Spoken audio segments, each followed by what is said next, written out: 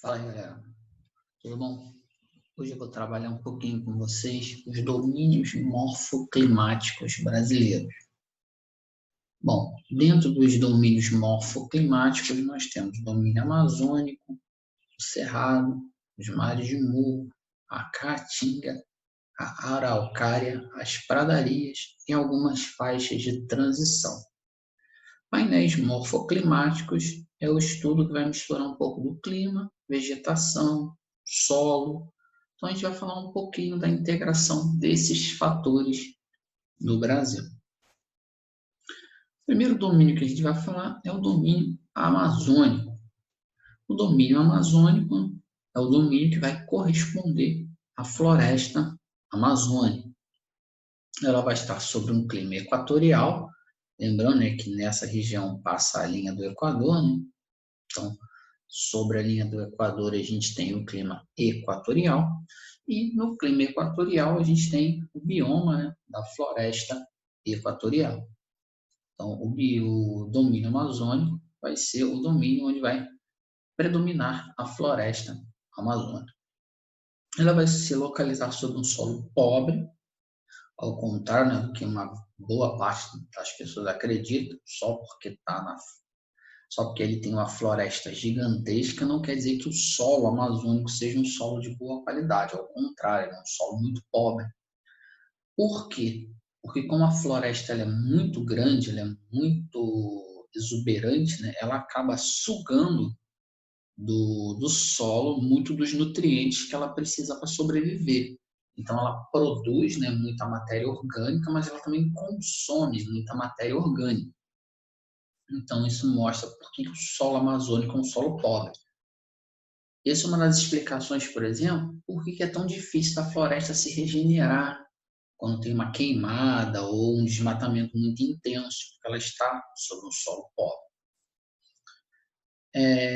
Basicamente, a gente tem um relevo predominantemente plano, né, onde se predominam planícies como a planície amazônica e também depressões. Também possuímos rios, né, de planície. Esses rios são perenes e permanentes, ou seja, sempre cheios. Em relação à vegetação, ela é arbórea e heterogênea, ou seja, árvores de diferentes espécies. É uma floresta densa, ou seja, bastante árvore, latifoliada, né, folhas largas, folhas grandes, perene, que se mantém verde o ano inteiro, e higrófila, que necessita de muita água. O domínio amazônico, né, ou a floresta amazônica, ela cobre 7 países da América do Sul. Né? A floresta amazônica não é uma particularidade só do Brasil, ele divide essa particularidade com outros países. A floresta amazônica dentro do Brasil a gente chama de Amazônia Legal, e a floresta que transborda os limites do Brasil a gente chama de Amazônia Internacional. É uma região que sofre bastante degradação ambiental devido à extração da madeira, queimadas e também expansão da fronteira agrícola. Próximo domínio que a gente vai estudar são os mares de morro. Os mares de morro é a vegetação que vai pegar toda a região litorânea do Brasil, ou a maior parte da região litorânea, né? Desde o Nordeste, passando pelo Sudeste, até o Sul e algumas partes aqui, né, de Planalto. Essa região, ela tem esse nome, né, mares de morro, né, primeiro porque ela está perto do mar, né, então mares de morros, por causa também aqui, né, do relevo planáltico. Então isso dá mais ou menos uma ideia de onde que você localiza esse bioma, né, esse painel morfoclimático, fica entre o mar e o planalto, né, então mares de morro. Nessa região você tem o clima tropical, principalmente o clima tropical litorâneo e o tropical de altitude.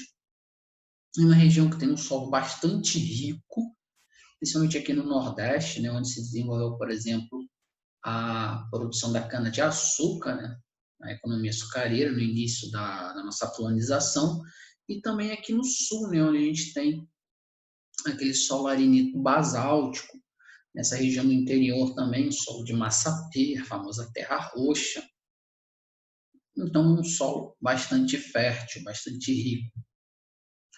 É uma região também onde você vai encontrar planaltos cristalinos, onde sofreu bastante desgaste pela erosão, formando um relevo arredondado, né, que a gente chama de meias laranjas. É uma região de grande potencial hidráulico, principalmente porque tem rios de planalto, né, produção de energia elétrica.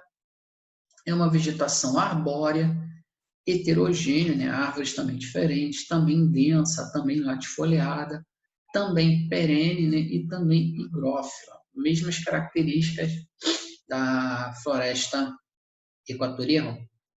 É o bioma mais devastado do Brasil. Hoje só tem 8% que a gente chama de vegetação original. E essa vegetação ela foi devastada pelas atividades econômicas, né? A cana-de-açúcar, a mineração, depois o café.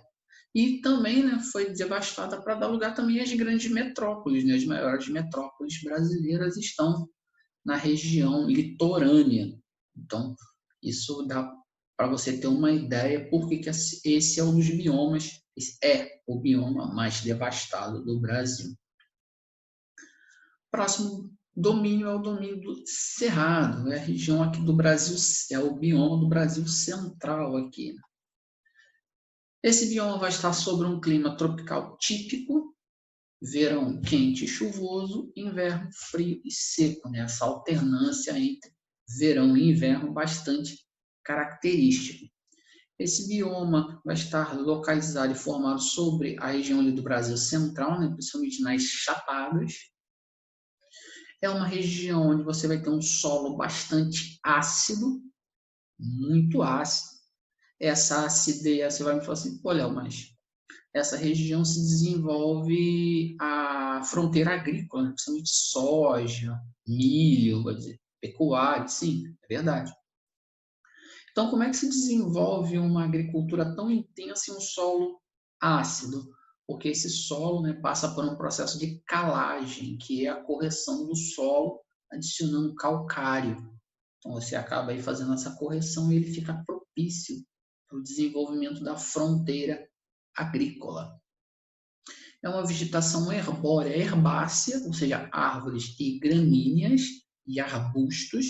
É uma vegetação também heterogênea e é uma vegetação esparsa, não é aquela vegetação densa, ela é esparsa, né? As árvores ficam mais separadas umas das outras. Também um bioma bastante devastado, principalmente por causa da expansão da fronteira agrícola, a soja e o milho, e também por causa da pecuária bovina. Também é um bioma bastante suscetível às queimadas. Outro bioma importante no Brasil é o bioma da Caatinga. Esse bioma ele é característico do clima semiárido, do sertão nordestino. Nesse bioma você vai encontrar também relevos de colinas suaves, né, que são as colinas sertanejas. Nessas colinas você também vai encontrar os famosos Inselbergs. O que são Inselbergs? São as colinas residuais. Né? O relevo ele vai sofrendo erosão, vai sendo desgastado pela erosão e pelo intemperismo, e vai ter, né, aqueles pequenos morros que ainda não foram desgastados, que ainda não sofreram a erosão, e aí esse resíduo, esse relevo residual, a gente chama de Inselbergs. É um solo rico, porém é um solo muito raso e pedregoso, né, devido a um intenso calor. Ele sofre bastante com o intemperismo físico. Então, esse é um solo muito raso, né, com poucos horizontes e bastante pedregoso. Nessa região, você vai ter rios predominantemente temporários ou intermitentes, que é aquele rio que fica cheio no período chuvoso e no período de seca ele fica realmente seco. Né? Um dos poucos que fogem essa regra, né, é o Rio São Francisco, que é extremamente importante ali na região do Nordeste, e ele foge um pouquinho essa regra. É uma vegetação xerófila. O que é xerófila? É uma vegetação adaptada à falta d'água. Também é uma vegetação que vai misturar, né, esses cactáceos com uma vegetação também arbustiva. E é uma vegetação esparsa, né, também separada. É uma vegetação também bastante devastada, principalmente por fábricas de carvão e para pastagem, principalmente nos caprinos, né, criação de cabras. Outro bioma importante que a gente tem é o domínio das araucárias, a mata de araucárias. A gente já está falando da região sul do Brasil, né? Ela vai ser localizada principalmente na região sul e nas regiões serranas, na área de clima tropical de altitude. Ela vai precisar desse clima mais frio para se desenvolver. Então, na região sul, um pouquinho da região serrana aqui do sudeste, né? Sudeste e sul, e região serrana de São Paulo e Minas Gerais, aqui na região de Minas Gerais. Ela vai se desenvolver em lugares de relevo planáltico e áreas elevadas, planaltos e áreas elevadas.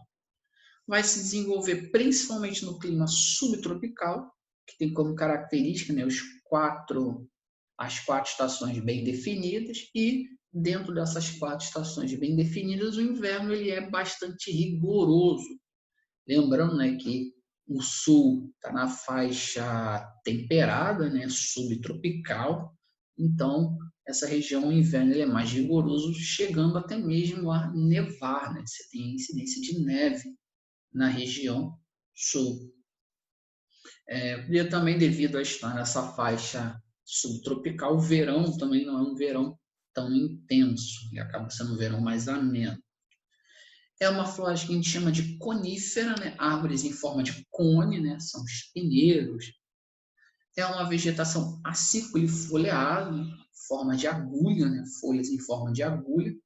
É uma vegetação homogênea, ou seja, os mesmos tipos de árvore, dá para ver aqui na foto, né? Os mesmos tipos de árvore, diferente da floresta equatorial e da Mata Atlântica, né, que são florestas heterogêneas, diferentes espécies.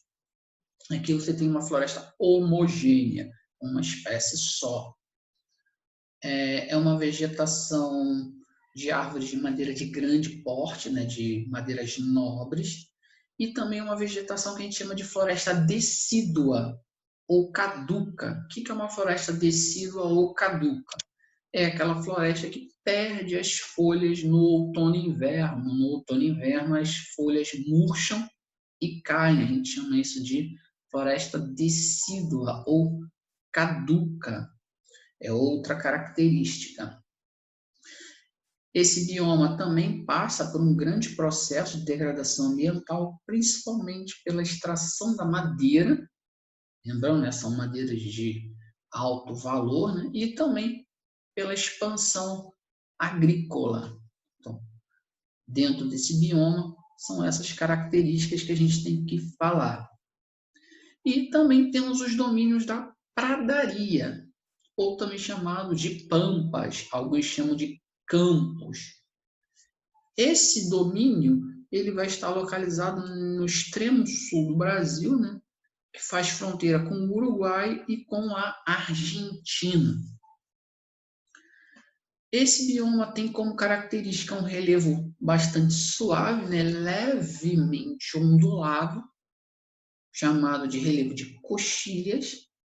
Essa região no Brasil é a região da campanha gaúcha, alguns chamam de pampas, né, pampas gaúchos. Tem como clima predominante o clima subtropical e é uma vegetação rasteira, totalmente formada por gramíneas, uma vegetação muito baixa. Esse bioma, né, esse domínio, ele também é conhecido vulgarmente como campos sulinos ou campos sulistas. Por quê? Porque você tem um relevo plano e gramado, né? Um terreno plano e gramado lembra um campo de futebol. Então a gente acaba chamando esse relevo, esse bioma de campos. Esse bioma, esse domínio, ele serve como pastagem natural, né? Então aí se desenvolve bastante a produção, a criação de gado, né? É uma região de solo bastante arenoso, devido a esse solo arenoso, você tem como um impacto ambiental forte nessa região o processo erosivo de formação de ravinas e vossorocas, né? A água vai agindo, né, nessa região como uma lixa, né? Fazendo um processo de lixiviação, e quando ela vai passando e transportando nessa camada mais superficial, acaba formando esses sulcos, né, nesse processo de ravinamento e de formação de vossorocas. Outro impacto ambiental forte também desse bioma são as queimadas e o processo de arenização. Esse processo de arenização vem gerando um outro processo, que é o processo de desertificação, que acontece na região sul. Esse processo de desertificação se dá por causa do desgaste do solo, né, a arenização, e acaba também gerando um processo de desertificação. Beleza, galera? Ficamos por aqui. Não esqueça, qualquer dúvida, comentário, sugestão, deixa lá embaixo nos comentários. Até a próxima. Tchau, tchau.